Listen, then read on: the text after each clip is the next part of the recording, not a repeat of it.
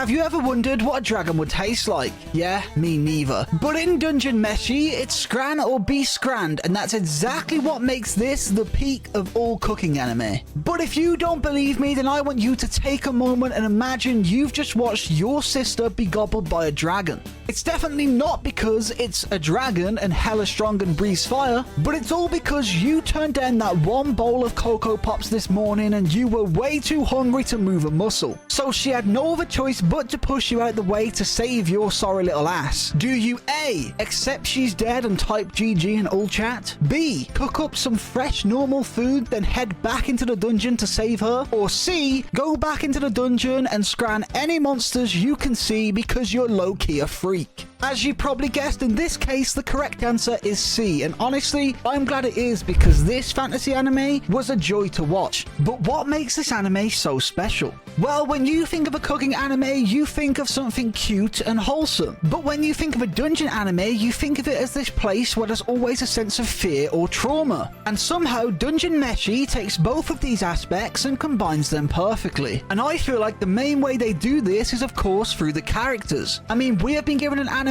where every single character has their own kind of realistic feel because all of them are a little bit freaky with their own quirks and personalities. You have the main Donnie, Laios, who has his determination, resourcefulness, and a questionable thirst for monsters. You have Marcille, who brings knowledge, composure, and an underlying hunger to learn about black magic. And then there's the rest of the cast that all bring something special to the table on this journey of beating up monsters and turning them into scran. I have to say, I don't know what's in the air this year, but for some reason, fantasy anime are taking this slower pacing approach, and it's just hitting different. I mean, just look at this anime and of course, Free Run. The fact that we're getting this genuine focus on characters, the story, and the world itself is a part of what's making these anime stand out so much and why they're so enjoyable to watch compared to our typical trash isekai and other fantasy anime. And of course, one of the main differences between these anime and our typical isekai is the lack of fan service. So even though we all secretly love seeing anime fights, extremely hot waifus, and insane jiggle tech,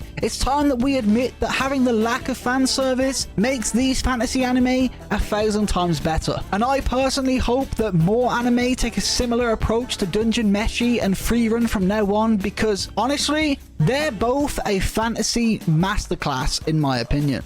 But with that being said, I should probably give this anime a rating out of 10, and for me, it's a solid 8.75. I mean, the world building alone is extremely impressive in this anime. We're given a fantasy world that somehow gives us a sense of realism, even though dungeons like that don't exist in the real world. And that's what makes this anime feel so exciting and enjoyable to watch. But realistically, having a good world means nothing if the storytelling and the characters fucking suck. And luckily, in Dungeon Meshi, they don't. I mean, the story could be better in certain aspects, but that's only natural for any anime, and this anime found a way to mix its humor, suspense, and heartwarming moments in a way that combines both the dungeon and the cooking aspects really well. And of course, being able to mix all these together comes down a lot to the individual characters, who all not only have their own unique personalities, but all have their own design that suits them perfectly. I mean, the dwarf actually looks like a dwarf, the female orcs actually look like female orcs, and none of the characters look out of place or stupid. I mean, when you think about it, the only people who actually look stupid right now are the people who haven't pressed subscribe yet. But luckily, that's an easy fix. So press that button already, you silly goose. But anyway, overall, I'd say that Dungeon Meshi is in fact yet another fantasy masterpiece. I mean, it is an anime that has captivating characters, an engaging story, and some truly beautiful animation, and it's just definitely worth a watch in my opinion. So with that being said, thank you all for watching, and as always, feed your goldfish, pet your dog, and tell your mom to get you a Fanta Light, brev.